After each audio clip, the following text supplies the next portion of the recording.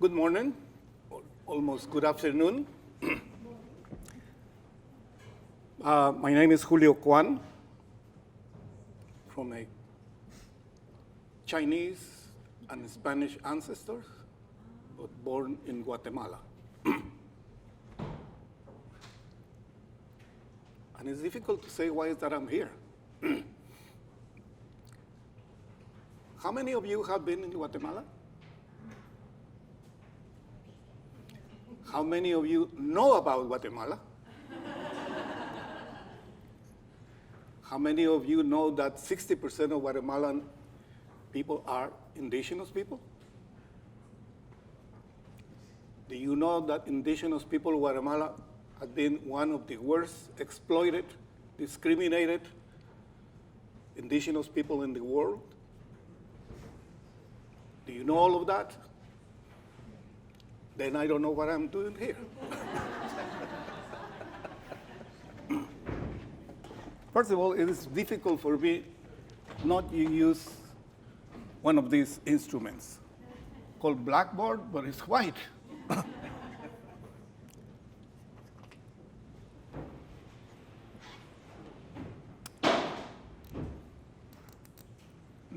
Being not an indigenous person, what I have dedicated my life to is to try for the Guatemalans in general to understand what is happening with the Guatemala's indigenous people throughout history. In here, I see that I hear a lot of science being mentioned. How much do you know about the science of the Mayan people? I'm going to transmit a little bit of it, which is not just from Mesoamerica, but it's going all the way to here.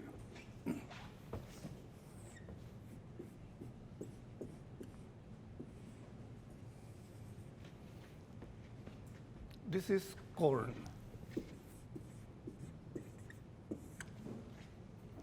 Do you guys know a plant of corn? Okay. Do you know that with corn, we plant legumes? Why? Corn steals nitrogen from the soil. Legumes take nitrogen from the air. Do you remember how much nitrogen is there on the air? A little bit? 79%. Thank you very much. That means that we don't have to go and make the Rockefeller creature in order to put nitrogen in the soil through fertilizers. Legumes have in the roots some bacteria that transform the nitrogen that is taken, and the corn takes it, so it's a complete cycle. But if you know something about farming, you know that the sun and the rain destroy mechanically the soil, burns it or destroys if it is rain. So what do you do with that? Well, Mesoamerican use what is called different varieties of squash. Have you seen a plant of a squash? Covers the whole soil, inhibits the mechanical destruction of the soil. What happens if everything is covered with vegetation? What happens with the light in here? There is no light. There is no light, no weeds. You don't have weeds. You don't have to pull them. So from the chemical, physical point of view, this is a complete system. Is it? It's part of a system. Because with these 3 plants with 42 days of work a year, a peasant can produce enough food for 5 people. So, how many days of the year?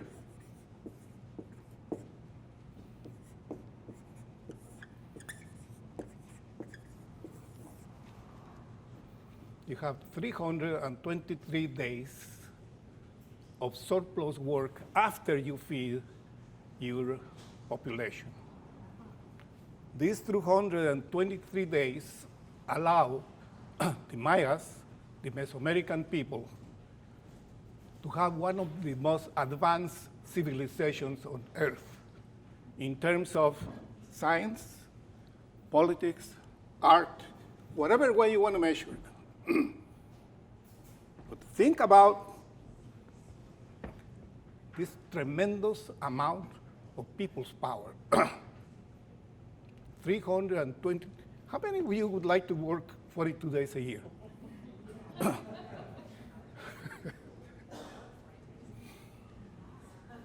With these 323 days was built Tikal, Huaxactu, etc., those huge cities that you can visit today. But it's not just in terms of material culture, it's the spiritual culture. One of the most advanced philosophies, religions on Earth. This is what the Spaniards found in Mesoamerica. They found this, but this is what they grabbed. There was very little gold in Guatemala. This was the gold that the Spaniards exploited. But when you have a society that is organized from a very fundamental system, and you go all the way to have this tremendous amount of time dedicated to art, dedicated to everything, if you disrupt a segment of it, you destroy the whole system. System analysis gives us that tremendous tool. So the whole colonial system, I hear about the colonization system, etc., was to control these 323 days. And to do with what with them? First was gold, and then agro-export products. So the Spanish were very careful about leaving a very little amount of land that we call minifundio, and they took the rest of the land in huge proportions that we call latifundio. You go almost any third world country, you'll find almost exactly the same system. What happens when you take all of surplus work in order to produce agro-exports or gold? You drain that society from the base of what used to be their civilization. That's what we call underdevelopment. Underdevelopment was imposed on us. It's not a result of the dynamic of our society. What happens when the Spaniards came, monopolized the power of everything, political, cultural, economic, and imposed their will.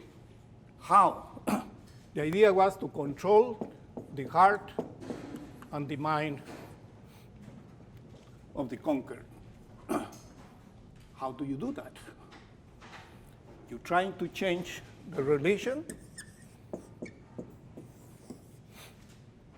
you change the education, you change everything.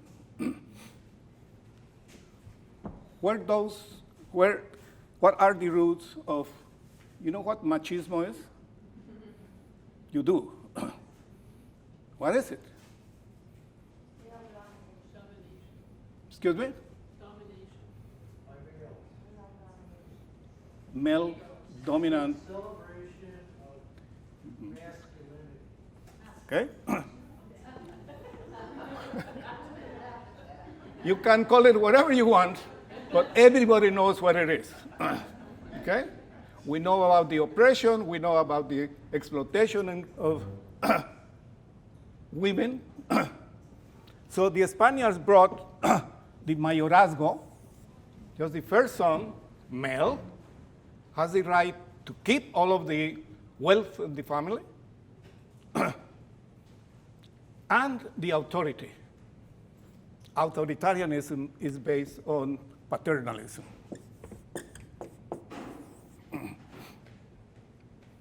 So the mechanisms, the ideological mechanisms of imposition, of stealing the land, the majority of the land, but giving them a little bit for them to survive, working in their products, the Spaniards were so careful about the production that they have what we call milpa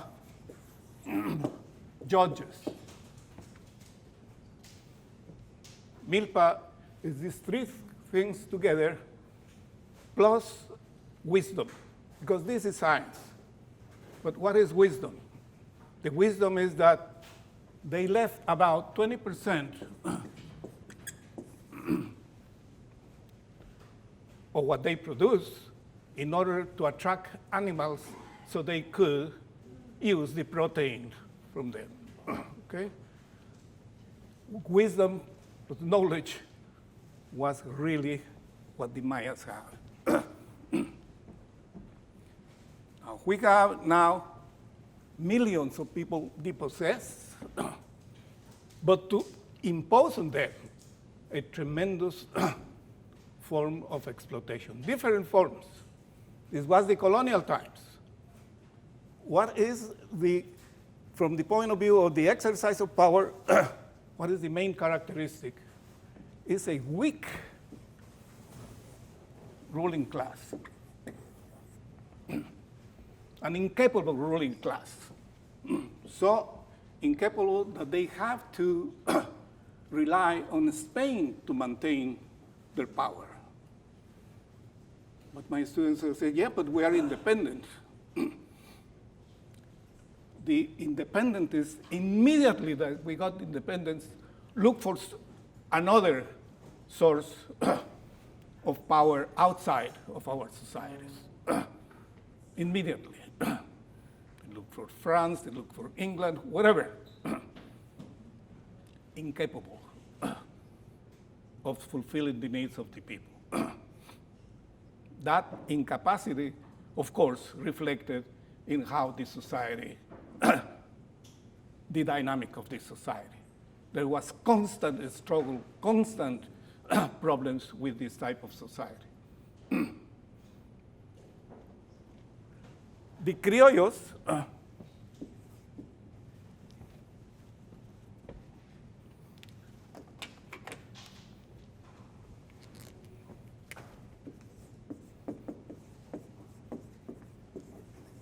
which is the descendants of the Spaniards, who were the owners of everything, the criollos look for allies outside once we became independent.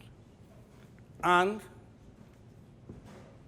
as some philosophers said, poor Mexico, so close to the US, so far from God, kind of the same thing in here. The criollos immediately try to instill what we call dependency, cultural dependency. If you see our plans of studies, etc., they have no Spain to look after. Because we became independent because we didn't like them, let's say. But what independence are we talking about? The independence of the ruling class. The latiminifundio remained the same. The type of crop changed because of the demand of the international market. But the oppression and the exploitation, etc., remained. Who was the new allies of the criollos?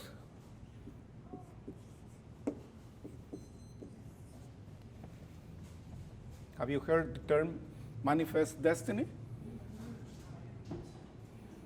The US, by God, has the right to conquer the continent. That's the essence of manifest destiny. So the neo-colonialism was from this country to the rest of Latin America, or the continent, if you want.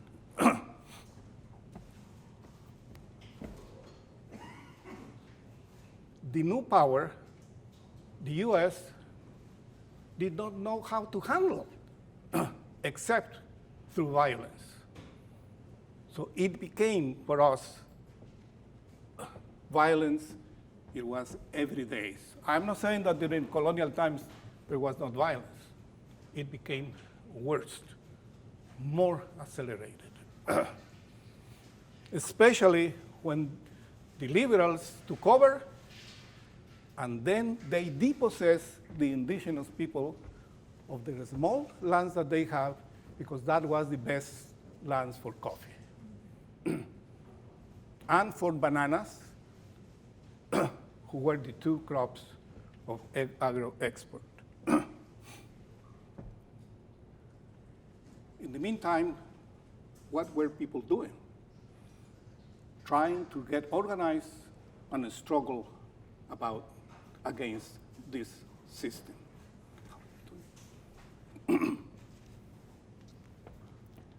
So let's talk about what's happening today in Central America.